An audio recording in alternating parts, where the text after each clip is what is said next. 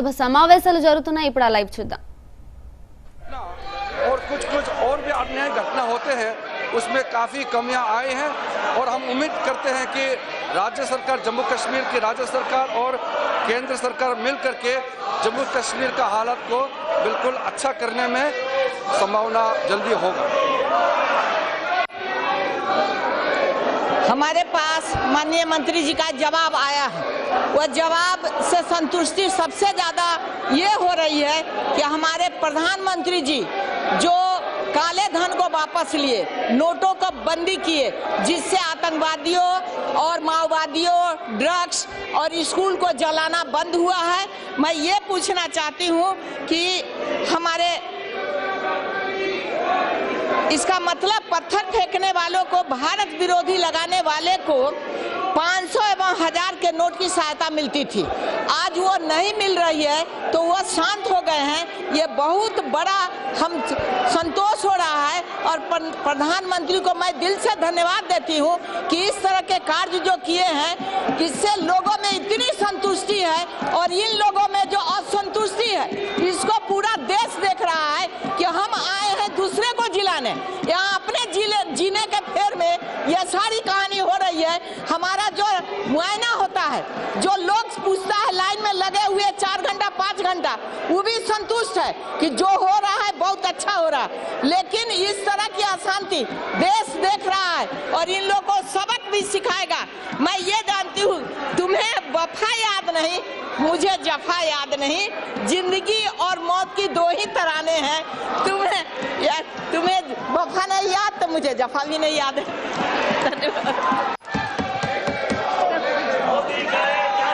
अध्यक्ष महोदय जी, माननीय सदस्य ने सही कही है कि प्रधानमंत्री जी का जो अभी हाल ही में 8 नवंबर को जो घोषणा किया, जो हाई करेंसी नोट्स को डिमोनेटाइजेशन ऑफ लीगल टेंडर करने का जो निर्णय हुआ, उसका सबसे बड़ा जोरदार असर एक पड़ा है। तो वो जो सरहद के उस पार से जो नकली note, fake Indian currency note जो सप्लाई करते थे, वो लगभग बंद हो गया है।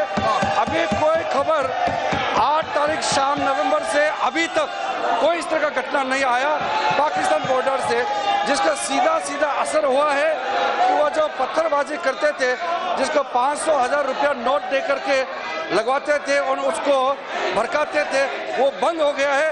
और भी बहुत चीज़ उसका फ़ायदा हुआ है, लेकिन ये विपक्ष जो हंगामा कर रहे हैं, इसलिए मैं ज़्यादा अभी बता नहीं सकता हूँ। लेकिन टेरर फंडिंग में सबसे बड़ा असर हुआ है। मनसुख भाई वसावा जी,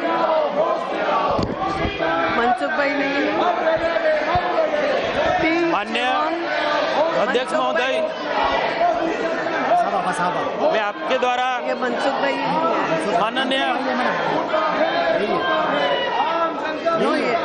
माननीय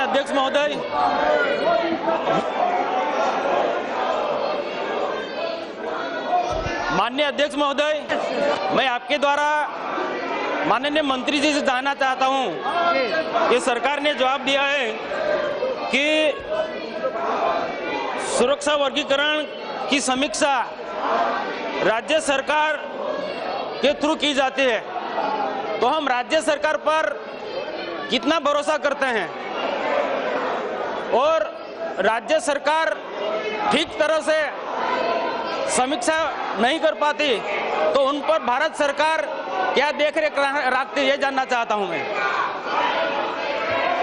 अध्यक्ष महोदय जी, जैसे संविधान में इसका प्रावधान है कि जो लॉ एंड ऑर्डर सिचुएशन होता है किसी भी राज्य का, उसका राज्य सरकार के ऊपर में जिम्मेदारी होता है और जो आंतरिक सुरक्षा है, देश को बचाने का पूरी की पूरी जिम्मेदारी जो है वो भारत सरकार को होता है। और वहाँ जम्मू कश्मीर में जो हालत है उसको ठीक करने के लिए हर सूरत में राज्य सरकार और केंद्र सरकार मिलकर के ही काम करना पड़ेगा, अथवा हम उसको सफलतापूर्वक अंजाम नहीं दे पाएंगे। इसलिए जो समय समय पर सुरक्षा जायजा लेते हैं कि किसको किस श्रेणी में उसको सिक्योरिटी दिया जाए, ये मिलकर के हमारे सेंट्रल एजेंसीज और स्टेट मिलकर तय करते हैं। लेकिन जम्मू कश्मीर का जो हालत है, उसका जो आपने जो सवाल पूछा है, वो राज्य सरकार इस वक्त केंद्र सरकार को बिल्कुल कोऑपरेट कर रहे हैं और आज के दिन जम्मू कश्मीर राज्य सरकार और केंद्र सरकार बिल्कुल तालमेल के साथ में मिल करके काम कर रहा है और इसका असर भी देखने को मिल रहा है। श्री टी चौहान। धन्यवाद अध्यक्ष महोदय। अजय संचित विचार होता नाना कुठे आहे? नाना भाऊला अभिनंदन द्यावं। जैसा कि विघटन का भी तत्व है, आतंकवादी गतिविधियां हैं, वो जैसा जम्मू कश्मीर के एक ही भाग में होता है, कश्मीरवादी में, इसका असर लद्दाख में बिल्कुल नहीं है। जम्मू में कुछ ही क्षेत्रों में इसका असर है। लेकिन चिंता की बात यह है सभापति महोदय कि जितने भी डेवलपमेंटल एक्टिविटीज है रियासत जम्मू कश्मीर में, उसके कार्यान्वयन में, इम्प्लीमेंटेशन में इसका असर जो है जम्मू कश्मीर रियासत के दूसरे भाग पर भी होता है और जो धन आवंटित होता है उसका पूरी तरह से उपयोग नहीं हो पाता है। मैं सरकार से आपके माध्यम से ये जानना चाहता हूँ, जो धन रियासत में काम ना होने की, वो कश्मीर वादी में काम ना करने की वजह से नहीं खर्चा होता है, क्या कोई ऐसी व्यवस्था करेंगे कि उस धन को बाकी दो हिस्सा जहाँ पर शांति है, जहाँ पर काम ठीक ढंग से चल रहा है, वहाँ पर इसकी खर्चा की जाए। और दूसरी चिंता ये है, जैसा कि उत्तर में कहा गया है, जितने भी आतंकवादी हैं उनका साठगांठ हमारे दुश्मन देशों के साथ है।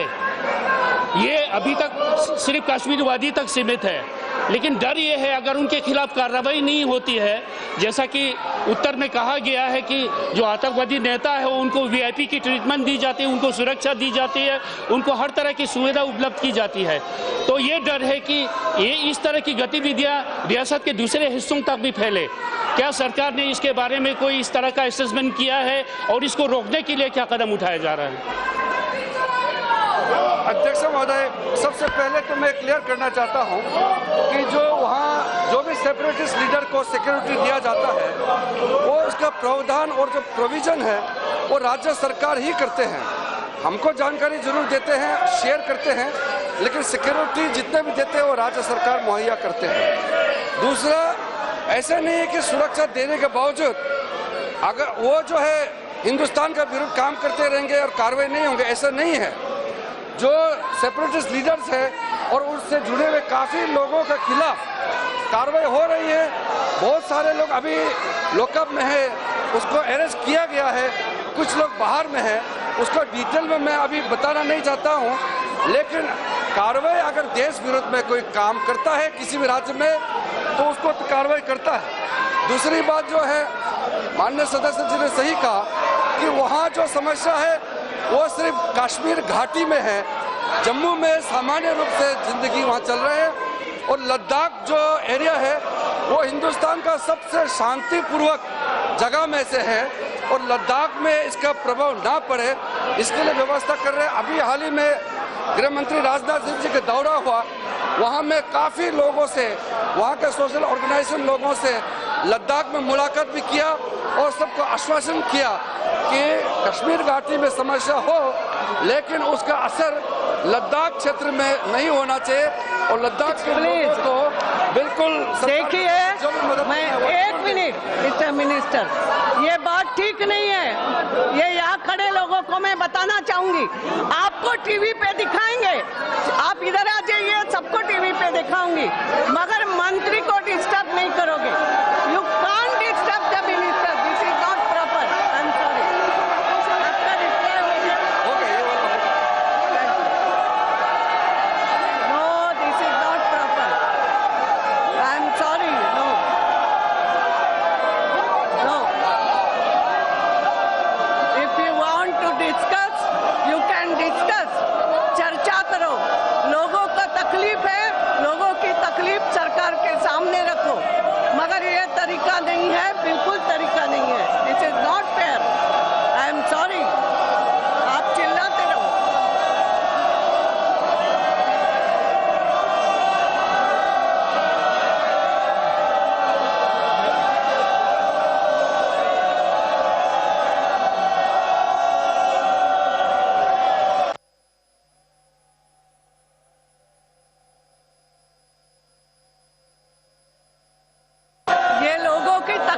रखने का तरीका नहीं है।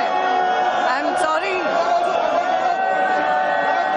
आप चर्चा कर सकते हो, आपको चर्चा करने का अधिकार है, ये तरीका नहीं है। Please go to your seat.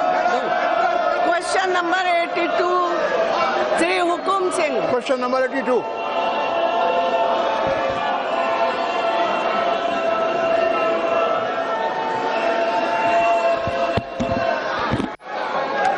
Radha Mohan ji बैठे हुए हैं ना। मेरा प्रश्न देश के किसानों से संबंधित है। भारतवर्ष कृषि प्रधान देश है और ये जानकर के दुख होता है कि हमारा पैदावार, कृषि पैदावार जो विश्व का औसत है उससे भी कम आ रही है, औसत से भी कम आ रही है। ये दुख की बात है।